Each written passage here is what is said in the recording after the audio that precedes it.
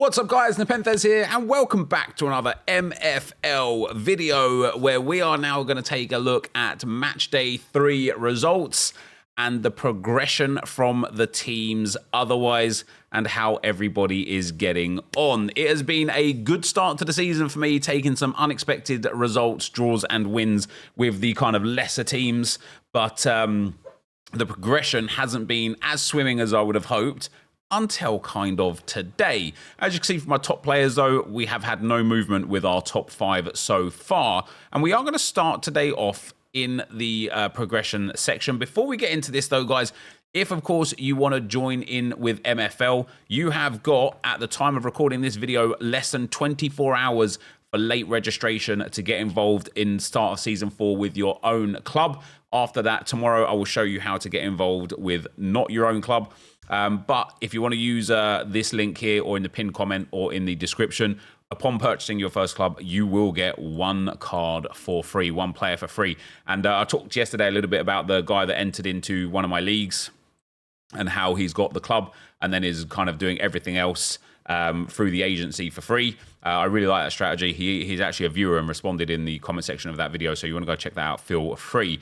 But how has our players progressed so far in the last 24 hours? And I'm really hoping for like some of the big players to get upgraded. Obviously, we got Aparicio, got the +1 in passing quite recently. But when we look at the last 24 hours progression, we've got our first player that has got a +2 in a 24-hour period. It seems like Rebello is very heavily weighted towards defending for his overall.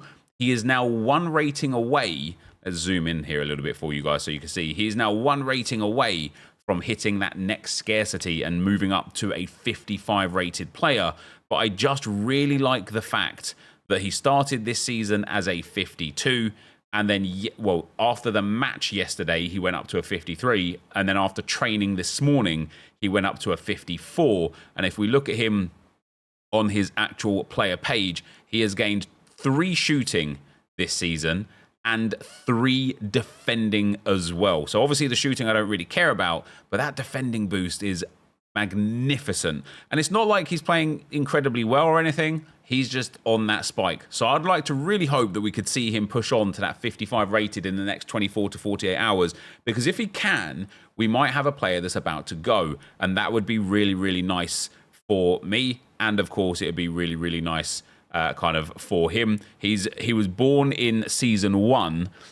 He's not really had much growth since he was born as a 49 rated. You know, he's up now to a 54, so he's hit a +5. But he hasn't had this kind of growth ever. So, you know, at 26 years old, if we can get him up to sort of 28, 29 years old, and he could be 65, 70 rated, he would be an asset to our club, and he would have cost us $1. Which is quite nice. So that's the best player so far in terms of our growth. At the very least today in the last 24 hours, we also gained a +1 on Mezaros, which was an interesting one because I haven't actually played with him yet. But I bought him for a specific reason. I think I paid like $15 or something like that for him. Yeah, $15 for him. He's gone up 1 defending and 1 overall. And of course, he is a backup player for me for Prestige 26. And he's got very good pace. He's now up to 71 defending, which is lovely. He's got very good passing and decent physical. We gained a +1 on E. Franco as a cam. He gained 1 passing, which is really nice for a 57 rated player to go up to 63 passing is quite nice. We gained a +1 on Carretero, the goalkeeper. He is 5'11", which is quite nice. And then we gained a +1 on Mello, and we'll come back to him in a moment, but he's up to a 51 now. And then Fabry up to a 44 with the +1 as well. But when we look at the current season, guys, and the reason why I want to kind of show Mello a little bit, Mello has gained now so far this season for an overall +1, 2 passing, 1 pace, and 1 defending. Obviously, defending is not super, super valuable. But this season, we are starting to get some good growth. +6 stats already on Rebello. We got a +1 on Komatsu there. We got a +1 on Jacquet there. We got a +1 pace and +1 passing on Behan there. We got a +1 dribbling on Brossard down there. Obviously, these are quite lower rated players. We've got Tortorolo with that +1 physical. We saw that yesterday. We've got a few little like 1s and 2s here. But in terms of the overall growth, we're cooking a little bit. Now, where you don't see growth and where it's been a bit disappointing for me so far is with these guys right here.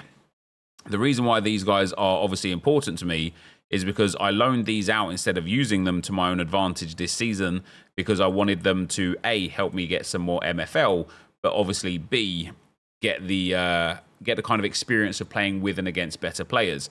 And you can see here, this says, observation, Fermin would benefit from facing stronger opponents in matches. Now, he has played 3 games for Umi Jugurete. He's in the Silver League. I guess he might be best for him to be in the Gold League. I don't know. I feel like Silver League is like a decent setup. They have won 2 and lost 1 game. They lost 4-0 to Dublin MFC, who are at the top of the table right now. And he's been playing quite well. So it's a bit surprising there, but he's the one that's got the games. Then we look at Gegorgita. Now, he's played 1 game. It was the last game. He came away with a 3.8, which is really disappointing. But his average matches his average rate in the last 5 matches is good, mind you. But it says he's thriving in training, benefiting from the perfect environment for his progression. So the training is good for Gegorgita here. I just need him to start playing more games, but after that performance, he might not. We've got Paulinho, guys, has not yet played a game for the Coca Juniors MFC, and Cornelis as well is yet to feature and play a single game for Modena MFC. So I'm really disappointed that these guys aren't playing yet. Obviously, it's a long season, and they're guaranteed 10 games or I get more MFL, but I thought I was kind of like sending them out to clubs where they were going to be starting players. So I would much prefer the match XP. I think, over the course of the season, the training XP with the lack of match XP, I think they might have been better in my own team, gaining match XP and training XP with me. So, yeah, I don't know if I've maybe made a mistake there with these guys. Hopefully they can start getting some more game time pretty soon. But, yeah, a bit disappointing off the jump. Now, when it comes to the performances, guys, Team Sweat FC got another 6-1 loss by the team number 1 in the table. Let's go and get the projections thing up again. I don't think Team Sweat FC are going to win many games across the course of the season. As we discussed yesterday, they are the single worst team. Oh no, we're not. Wolfpack Academy is the single worst team. They might be new to the table though. No, they're not. It does look like it's been updated now. The tables. So we've had the update. So the difference, Wolfpack Academy have actually improved by 33. None of the other teams have really changed here, but the team that I lost to there, Galacticos, they are the second best team in the league. And yeah, we're three L's. Oh, there you go. We got LD Salmek who've joined. So they're also a pretty poor team. So the 3 teams here that are at the bottom and Wolfpack Academy are the worst 3 teams in the league. Sacred Pillars, they're the next worst, but they're better than everybody else. So it's going to be a fight down here. It's going to be a long season down here. We will eventually take some dubs, I am sure of it, but it's not going to be particularly in any time soon. But one of the big things that we're looking forward to out of each individual team is progression. And one thing that we're not getting out of this team is progression. We've had 1 stat boost with T. Foster up to a 29 for his defending, and that's really disappointing. We're 3 days into the season now, and we've got nothing here. And it might just be because they're really bad players getting absolutely smashed every game that they've just got no chance to thrive. And for players like this, maybe, especially because some of them are like 18, 19, 20 years old and such, some of these might be better in the development center for next season. So we'll have to wait and see where we go with that. For Road to Glory, guys, we got ourselves a 7-1 loss to the Extreme Academy. We're in Ice 68 here, so let's have a look at how things have shaped up and changed since the transfer window has closed. So MFC Kiev have regressed by 70. So they must have got rid of some players. That's interesting. Iron Monkeys improved by 22. Road to Glory, I improved by 1, but that was because of growth rather than anything else. Extreme Academy are the best team in the league. They should get promoted comfortably. We've got Extreme Academy, Constanta Europa, who are very good. Lagos Legends and Lima Pacificos they're the best 4 by far. Then you've got Bex Bremen down. They're all kind of in the same sort of area. So this is going to be a real tough season. Like if results favour me, I could easily end up in sort of 5th or 6th. if they don't, I could genuinely easily end up in like 9th or 10th here, like, or 10th or 11th. Like, it's really competitive between these teams here. But we took an L, which is a little bit of a shame. We've got NepentheZ FC. First of all, actually, let's have a look at the squad here and just look at the progression here to see if this team... Yeah, see, this team's getting a lot better. So if we look at the current season, we've got a good boost on Noroki. He's coming up nicely. He's only 2 ratings away now from breaking into the next tier, which is quite good. We've got Xander on a +1 with 4 overall stat boost. Yamane on a +1. And Ali on a +1 as well. So we're actually getting some decent growth in this team. For NepentheZ FC, guys, we got ourselves a 2-0 loss in Ice 62. Malamatina MFC, which is a team that we drew with, have had a huge transfer window and they've gone up by +47. But we got the loss to the Madrid Mavericks, who are the 8th worst team in the league. They're only slightly better than us.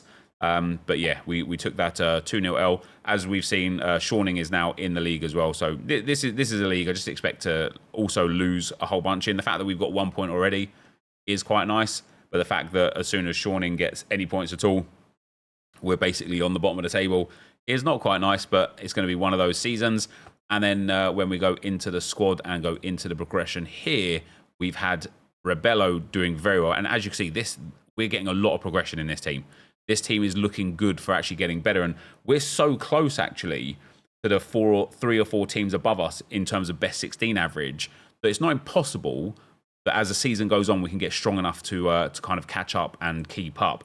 First Owner FC, guys, has got itself a 2-1 win against the Rijeka Raiders in Ice 52. The Rijeka Raiders are the 4th best team in the league. I am the worst team in the league. This team here, I don't know obviously how to pronounce that, they got worse by 52 ratings. Elch MFC got better by 33 ratings. But although I'm the worst team in the league on this one, first of all, we've got 3 points on the board, which is great to see. And we took it against a team we should have lost against, let's be real. And we only lost 3-2 to the 3rd best team in the league as well, which is not bad. And we've lost 6-0 to the 2nd best team. I haven't even played the easy teams yet, which is quite interesting. But yeah, although we're the worst team in the league here, it's really competitive in the sort of like top 5 or 6, or should I say the bottom 5 or 6 teams. It's really competitive. So it's not impossible that we can actually do all right here. So we got the 2-1 win. Let's take a look at the goals and the way they were scored. Now, we did also get a red card here. Did my opponent put out a weaker team? It does look like he did. He's one of the better teams in the division. I mean, he put out a team that's still good enough, right? 12 extra defending on average to me, 6 extra attacking, and 6 extra in the midfield as well. And you can see, though, he only created 2.19 XG. Now, we only created 0.52 XG, but here we go. So, we conceded the first goal. And, of course, at this point, I'm thinking to myself, well, it's going to be another pounding, right? It's going to be another beating. We're going to take another absolute whooping. Nice goal as well. Good build up there. We equalised just a few moments afterwards, and this is Fabry now. Fabry's got some upgrades already this season as well, so it's really nice to see him kind of getting involved there. A through ball, I don't think it was aimed for Fabry. He could have squared it. He took the shot. He scored the goal. We then scored a goal in the second half with Malik, and that's not his first goal this season either. Malik's doing all right for us. Perry there plays the ball all the way down the line to Malik, and I don't know what the keeper was doing there. He was well off his line. Insert "what are you doing? Why are you there?" meme. But then we got a red card. Now, he actually got 2 yellow cards in the same instance, it looks like here. I don't know how, but here we'll see the, we can't really see the tackle. But look, see, it shows yellow card, red card. I don't know if the game has, you can see there, Stark gets the yellow card and then the red card immediately.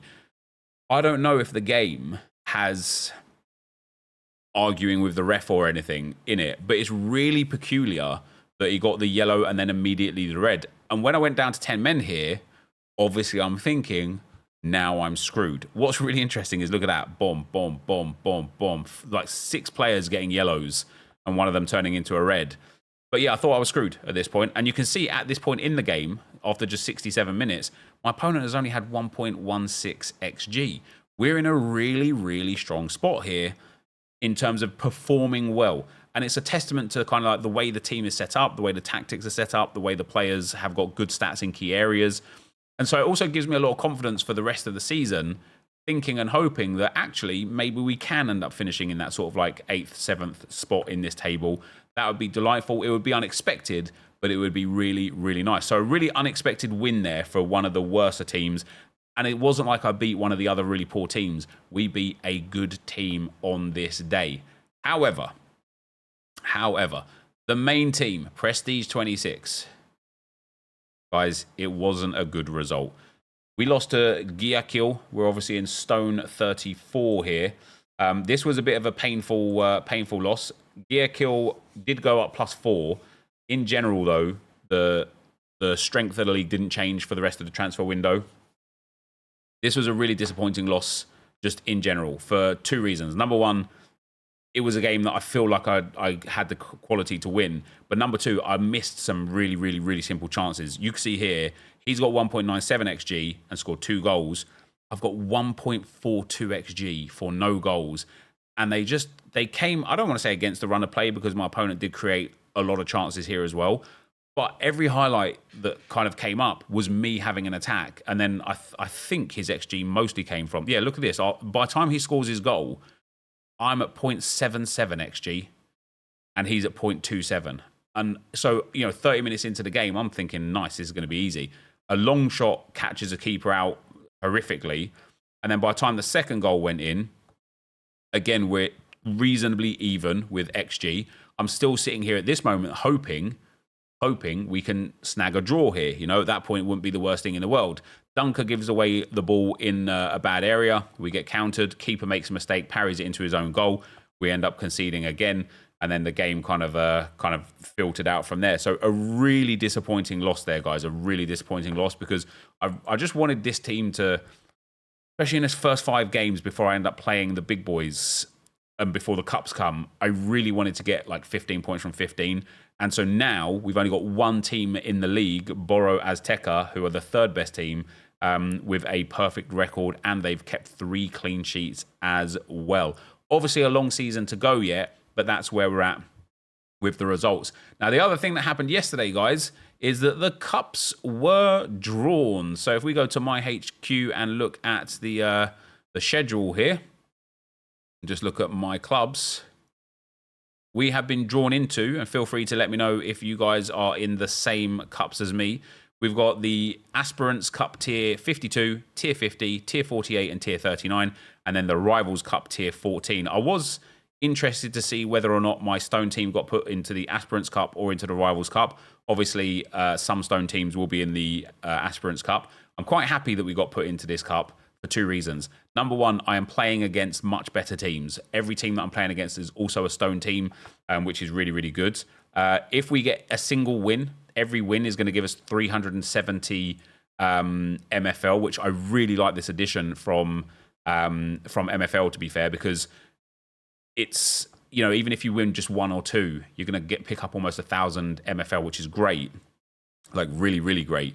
But I really like being drawn in the Rivals Cup, not just because of the MFL boost, but mostly because now when I do my rotations, my second team is going to be getting match XP against other really strong players. Or if my opponents rotate to weaker teams, my second team is going to be getting wins and match XP. So it's kind of a double win for me there, which is really, really nice. And then if we look at the Aspirants Cup as well here, guys, we've got obviously that, like, I don't know what tiers you guys are in, but in terms of like the actual MFL earnings, group stage win here is only 55, and this is why I was really, really, really happy that I got my Stone team got put into the cup above, because some Stone teams will be in this cup down here.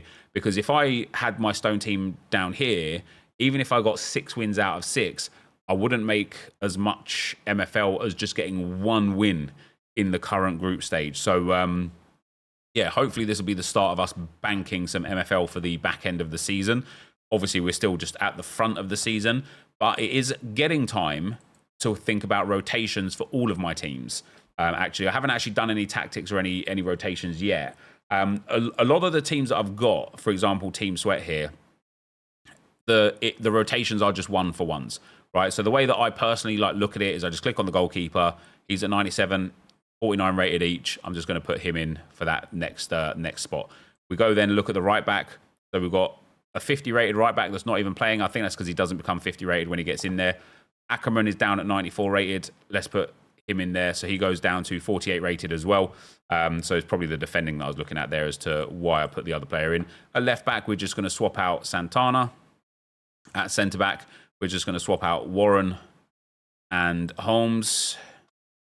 There we go. Now we've got a fit back line. In at right mid, again, I don't have many options, guys. I literally built this team to absolutely perfectly swap and switch out for 1-to-1 situations. So at left mid there, we can put Foster in. No, Foster's already a lack of health there. It's going to be Perez that goes in at the left mid for me there. And then at centre mid, I've actually got quite a lot of options at centre mid, so lots of choice here. We're going to go for Reziashvili for Kiel. And of course, Kiel is our main man that I really want to get. I should have him in a better team. Like, I really want him in a better team. And then Goodwin can go in over Casanova. He's only 48 rated. Ravazishvili is 53 rated, of course. Goodwin goes down to a 48 in there. But he's got good pace, good dribbling, good passing, and good shooting. So setting his tactics for Goodwin, for example, to be a bit more direct, to dribble a bit more often, and then maybe to take more long shots because he's got good shooting. Let's see how that influences his performance in the next game. And then up front, we have got Jay Alvarez for Grandjean and Russo for Bayer. Of course, Russo was one of my backup strikers last season as well. So there's the first team already rotated. One thing that I will be doing now, we got 100% fitness, of course, on these guys. Still got a few players that won't be playing. So Aquino there is not somebody that's going to get any game time. Arena as well doesn't look like he'll be getting any game time. And Schwartz as well doesn't look like he'll be getting any game time this season. They're just there for the journey. They're there for the ride. Of course, I've got to do that for all 5 of my teams. But for Prestige 26, as I said to you guys before, now my next game is against Seydu. Seydu are the 8th worst team in the league. They've got a win, a loss, and a draw so far. So hopefully we can pick up a win against those tonight. But in terms of the tactics and the fitness for the team for that game, when we look at what I've got, we're still in the 94s and 95s and 96s. I'm really, really happy with the stamina here to allow us to play against Seydu FC and then Breeze Atto B, who's the next team that we play before the Cup. And then when we look at our fixture list now, if we look at our schedule, I'm basically going to play the main team here against Seydu, main team here against Breeze Atto B, hopefully pick up 2 wins, although it is 2 away games. Then we get a double rest week or a double rest match day. So the way MFL works, if you don't know, guys, is if you don't have games over, like, let's say a 3-day period, you don't gain fitness back. I talked about this yesterday, but you don't gain fitness back. You only gain fitness back when you literally miss a match, which I don't think is an ideal way to do things, but I do understand why MFL do it.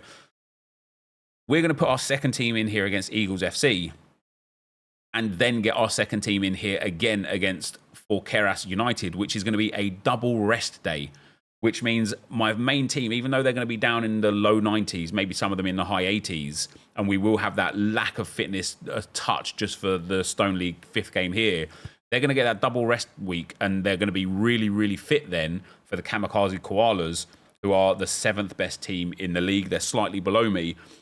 And it's going to then be like a process of first team has full fitness back here, plays 2 games. Second team gets the game here. First team should have full fitness again. Second team gets the game here, should have full fitness here. We'll have full fitness here again. And there's not a period of games then all the way through until after the Cup, where, again, the first team will have full fitness, where we could then go 1, 2, 3, 4, let's say 5 games. It's only going to be here, which is April the 10th, with 1, 2, 3, 4, 5, 6 games to go. If I'm not still in the Cup, it's only going to be those last 6 games where I might actually have to rotate the second team in to the league stage games. And so I'm really excited to see how that strategy pans out for this season. And hopefully I'm at the worst pushing in and around that 3rd and 2nd place towards the back end of the season. Like I said to you guys, if in the mid-season it's looking like I can get promotion, I will try and facilitate 3 new signings into the club to help us make that final push. If, however, I'm like 4th or 5th and, you know, 6 or 8 points behind 3rd, I probably will just not worry about it, see how the season finishes up, and then improve for next season. But that's where we're at for today, guys. There were my results today. It wasn't the best day. You know, we did get a couple of wins. Like not necessarily well, we did get an unexpected win. Let's be real, didn't we? We did get you know, some good wins there. If we look at the league games, a lot of friendlies get played against me. Taking that 2-0 loss was a bit of pain. Taking that 2-1 win was very, very nice. But then we got otherwise deserved losses for the rest of the teams. We'll see what tonight brings, guys, for another round of games, and then of course the cup starts in a couple of days, and I am very excited for that. The cup draw is there, so if you didn't know already, go and check out where you're drawn. Hopefully some of you guys are like in with me, in the actual leagues with me, not just the actual cup, but the actual group stage as well. That would be a lot of fun. But for today, that is going to be the end of the video. Thank you as always for watching. Hopefully you enjoyed it, and I will see you next time. I'm out. Peace.